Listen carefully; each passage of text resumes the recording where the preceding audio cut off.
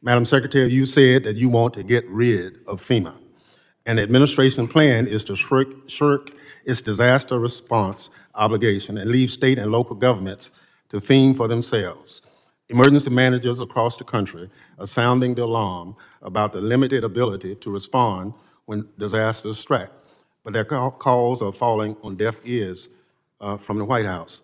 What is the administration's plan to respond to catastrophic disasters beyond shifting responsibilities to states and local communities who are already telling you they don't have the ability to respond?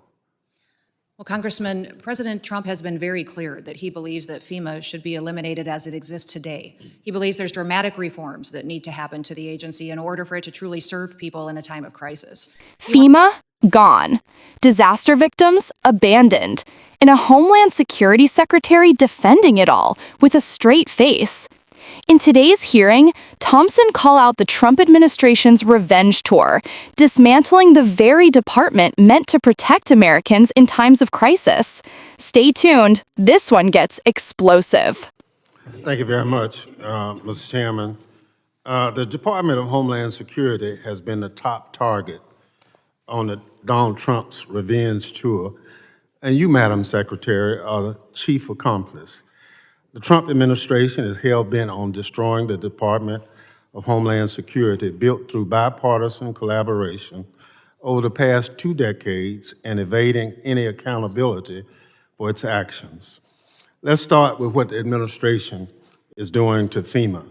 Madam Secretary, you said that you want to get rid of FEMA, and the administration plan is to shirk its disaster response obligation and leave state and local governments to fend for themselves. Emergency managers across the country are sounding the alarm about the limited ability to respond when disasters strike, but their calls are falling on deaf ears from the White House. What is the administration's plan to respond to catastrophic disasters beyond shifting responsibilities to states and local communities who are already telling you they don't have the ability to respond? Well, Congressman, President Trump has been very clear that he believes that FEMA should be eliminated as it exists today. He believes there's dramatic reforms that need to happen to the agency in order for it to truly serve people in a time of crisis. He wants to empower states and local governments to respond to their people. The federal government would be there for resources, support, much like block grants, but that we need to empower those locally to respond to their people because they know what they need.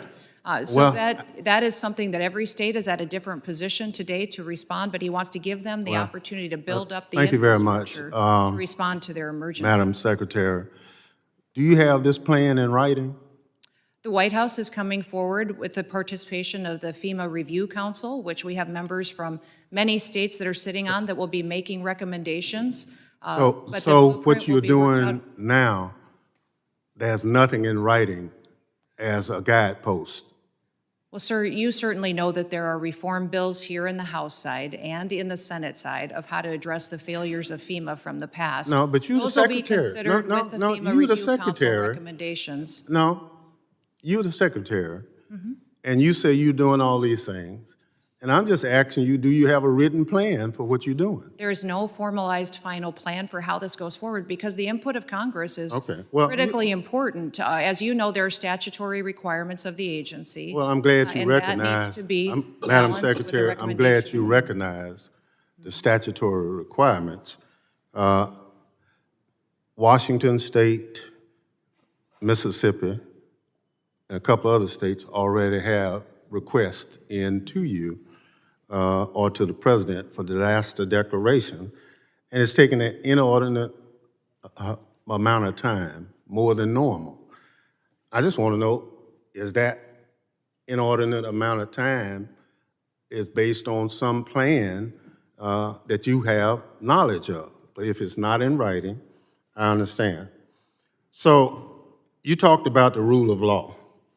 Are you telling the committee that due process for anybody that's picked up in this country should not be followed? Congressman, we have utilized due process as it is laid out in the tools that Congress has given us. We have followed the tools and the processes to which Congress has given us to give due process to people appropriately as it is due. So your testimony to this committee under oath is that everybody that ICE has picked up in this country has been given every opportunity as it Section 5 under the Constitution provides. Correct. I believe everybody has gotten due process, and every person has been treated appropriately according to the civil or the criminal action to which they were encountering individuals and brought into our detainment and then also removed from this country. So your answer is yes. The tools that you have given us No, as this I'm body talking about for the due process Constitution have of the been United implemented. States. I'm not talking about tools. The Constitution is clear. Correct. And your testimony under oath to this committee is that everybody that ICE has picked up and any other agency of DHS has conformed to those statutes. For example, Congressman, yes or no? No, I don't need an expedited example. removal is one of the Madam tools Secretary, that you have I given got us to 4 utilize seconds. as due process. I just need a yes or no. Sir, that is the due process tool that you have given us to utilize that has been appropriately. So obviously, Gentleman's time has expired. I now I have a recognize unanimous Mr. consent request, Chairman. I'm sorry? I have a unanimous consent request. It started like any other hearing. But when Bennie Thompson took the mic, the tone shifted instantly.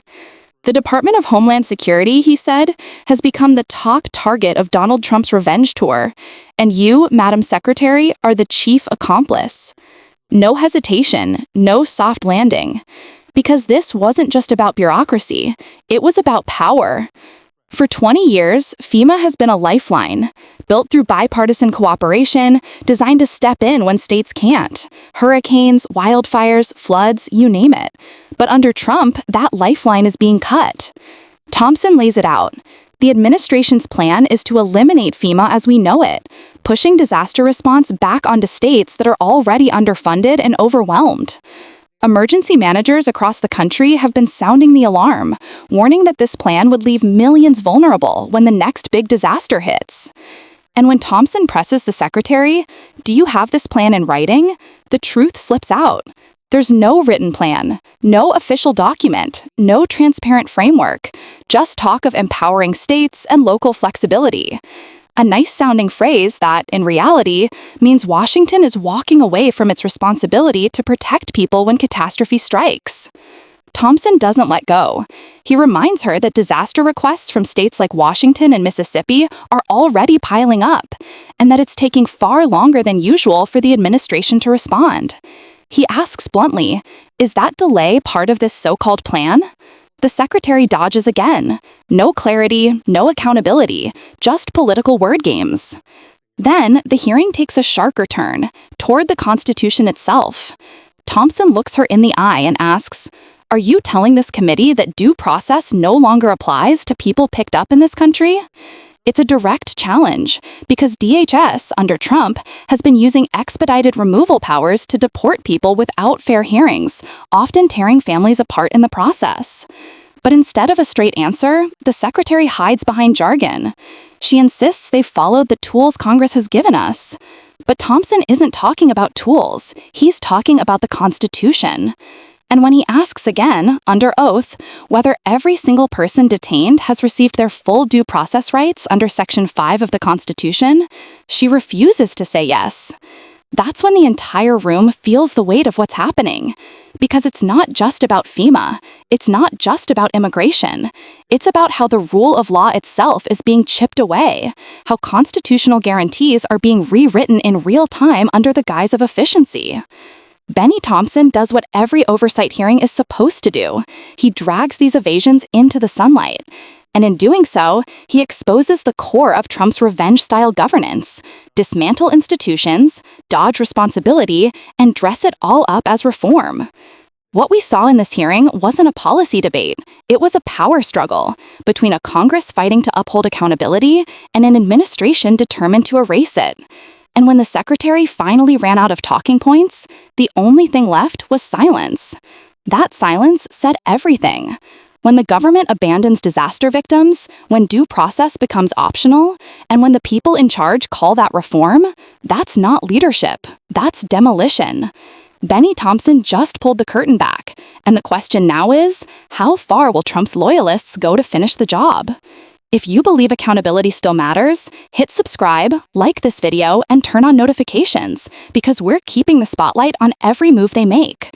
And drop your thoughts in the comments. Should FEMA remain a strong federal agency, or should states be left to fend for themselves?